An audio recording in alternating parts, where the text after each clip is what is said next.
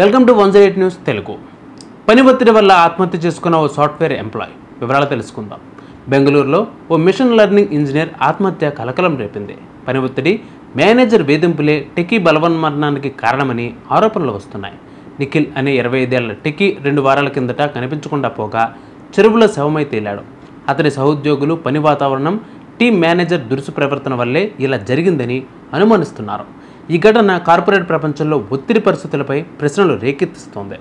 బెంగళూరులో 25 ఏళ్ల machine learning engineer ఆత్మహత్య తీవ్ర కలకలం రేపుతూ వస్తోంది. పని ఒత్తిడికి తట్టుకోలేకే టెకీ బలవన్మరణానికి పాల్పడినట్లు తెలుస్తోంది. ఓలా ఏఐ సంస్థ కృత్రిమకు చెందిన 25 ఏళ్ల మిషన్ లెర్నింగ్ ఇంజనీర్ నిఖిల్ సోమవంశీ మృతికి వర్క్ కల్చర్, మేనేజర్ దురుసు ప్రవర్తనపై తీవ్ర ఆరోపణలు వెలుగులోకి వస్తున్నాయి. అందులో పనిచేసే కొందరు ఉద్యోగుల ప్రకారం నిఖిల్ ఆత్మహత్య చేసుకోవడానికి ఒత్తిడితో కూడిన పని వాతావరణమే కారణమని అనుమానాలు వ్యక్తమవుతున్నాయి. 2 వారాల కిందట కనిపించకుండా పోయిన నిఖిల్ మృతదేహం మే 8న బెంగళూరులోని ఆగారా చెరువులో గుర్తించారు. దీనిపై పోలీసులు కేసు నమోదు చేసి దర్యాప్తు చేపట్టారు. బెంగళూరులోని ఇండియన్ ఇన్స్టిట్యూట్ ఆఫ్ సైన్స్ నుంచి మాస్టర్స్ పూర్తి చేసిన నిఖిల్ 2024 ఆగస్టులో మిషన్ లెర్నింగ్ ఇంజనీర్గా చేరారు. ఫ్రెషర్ అయినప్పటికీ ఓ ప్రాజెక్టుకు నిఖిల్ నేతృత్వం వహిస్తున్నాడని రెడిట్లో అతని సహోద్యోగి తెలిపారు. ఆ ప్రాజెక్టులో పనిచేసిన ఇద్దరు తప్పుకోవడంతో పనిభారం సోమవంశీపైనే పడిందని, team manager Raj Kiran Panuganti meeting సమయంలో దారుణంగా మాట్లాడేవాడని వెల్లడించారు. చిన్న వాటికి రాద్ధాంతం చేసి నానా రభస చేసేవాడని ఆరోపించారు.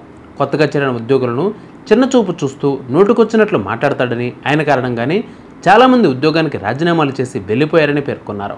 కంపెనీలో పనిచేసిన పలువురు ఉద్యోగులు మీడియాతో మాట్లాడుతూ టీం మేనేజర్ రాజ్ కిరణ్కి ఉద్యోగులను ప్రోత్సహించే లక్షణాలు లేవని, జూనియర్లను హీనంగా మాట్లాడుతూ ఉంటాడని చెప్పారు. అయితే ఈ ఏడాది మార్చిలో జీఎస్టీ అధికారి పని ఒత్తిడి కారణంగా బలవన్మరణానికి పాల్పడిన విషయం తెలిసిందే. నిఖిల్ మృతిపై కంపెనీ స్పందిస్తూ ఆయన సెలవులో ఉండగా ఇలా జరిగిందని, మేము అధికారులకు సహకరిస్తున్నామని తెలిపారు. నిఖిల్ ఏప్రిల్ 8న మేనేజర్కు మెసేజ్ చేసి విశ్రాంతి అవసరం ఉందని తెలిపారు. కంపెనీ వెంటనే వ్యక్తిగత సెలవు మంజూరు చేసింది.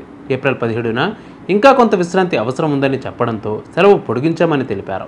గత ఏడాది Ernst and Young chartered accountant Anna Sebastian అనే 26 ఏళ్ల యువతికి పని ఒత్తిడితో ఆత్మహత్యకు పాల్పడిన ఘటన దేశవ్యాప్తంగా సంచలనం రేపింది. మరోవైపు బజాజ్ ఫైనాన్స్లో పనిచేసిన 42 ఏళ్ల ఉద్యోగి ఆత్మహత్యకు పాల్పడి సూసైడ్ నోట్లో తన మేనేజర్ వర్క్ ప్రెషర్ కారణమని ఆరోపించారు. ఈ సంఘటనలు కార్పొరేట్ ప్రపంచంలోని మానవతా ప్రమాణాలపై అనేక ప్రశ్నలను లేవలెత్తుతున్నాయి. తీవ్ర ఒత్తిడితో కూడిన వాతావరణం కల్పించడం ఎంతోమంది జీవితాలను ప్రమాదంలో పడేస్తున్నాయని చెబుతున్నారు. మరి మీరేమనుకుంటున్నారు? ఇలాంటి సంఘటనలు మీ దగ్గర కూడా జరిగితే కామెంట్ చేయండి.